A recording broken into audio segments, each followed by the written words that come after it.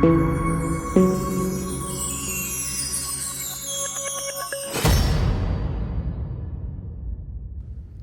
it's Michael Kranitz from ScaleHeliPilot.com, back with the baby Lama and making some progress here. I want to go over a couple of things that I have found. I always like to point out the anomalies because when you run into them, you don't want to be surprised. First one is a simple one, but pretty annoying.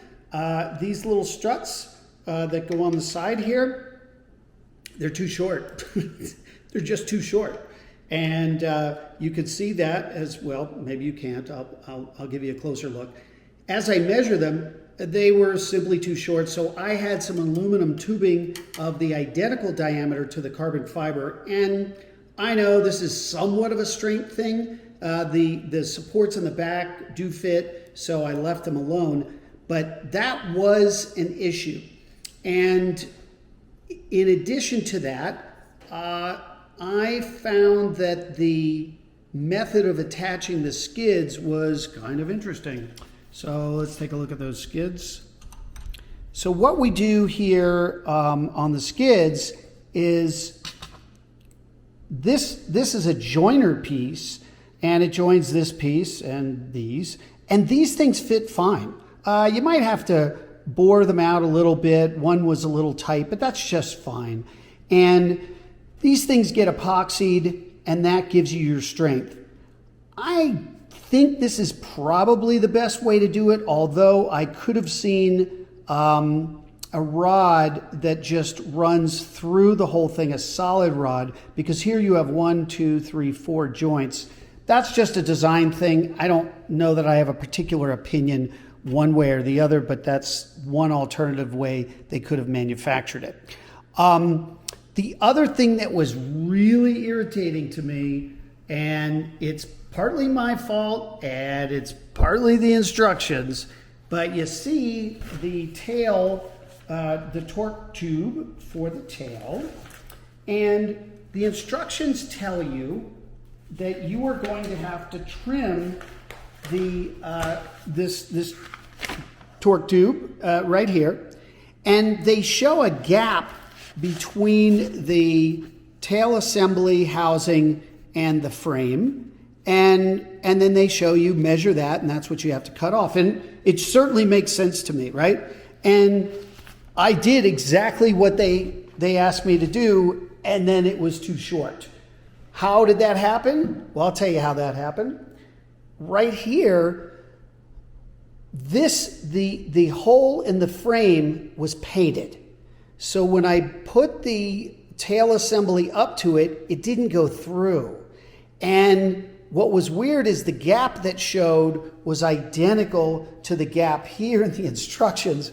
And so I thought, oh, okay, that's what they want me to measure. I measured it, it was 5 millimeters, and I cut the torque tube by 5 millimeters. And guess what? I have play, because I've got this thing dialed in right at the very end of the tube on both ends. And I mean, had I taken the Dremel sanding wheel and taken out the paint and fit this all the way in, I would have seen that there was no cut necessary. But by looking at the instructions, I thought, oh, gee, well, of course there's a cut, because when on the quarter scale Lama, that's how you do it. So this little combination of events caused me to have too short of a torque tube. Don't make the same mistake. Use your Dremel if you get the pre-powder coated version of the frame. Use your Dremel and make sure this tail section fits all the way in before you do your measurements. And you know what? From the factory, it fit. The other thing they don't tell you is to glue glue the bearings into the bearing block braces here, and then to glue the braces to the frame. Now you can use epoxy.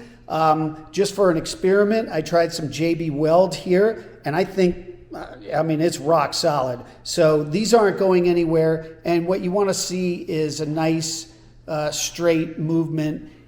The other thing is they tell you to put this block here, but it doesn't fit. It's too wide because of this joint right here. These are the kind of things that, a modeler who's used to working with models like this, no problem.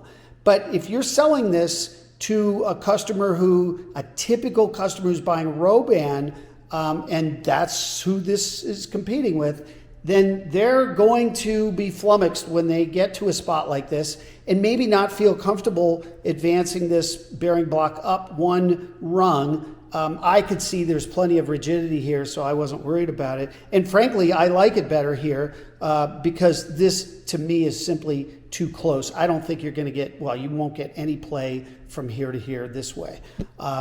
So those are the things that I found. When you set these up, I would put the decals on before I put these little side frames on, and that's what I did. It's just easier. And top plate fit fine. These little structures here with the 3D printed parts and the same thing down here, these all work pretty well.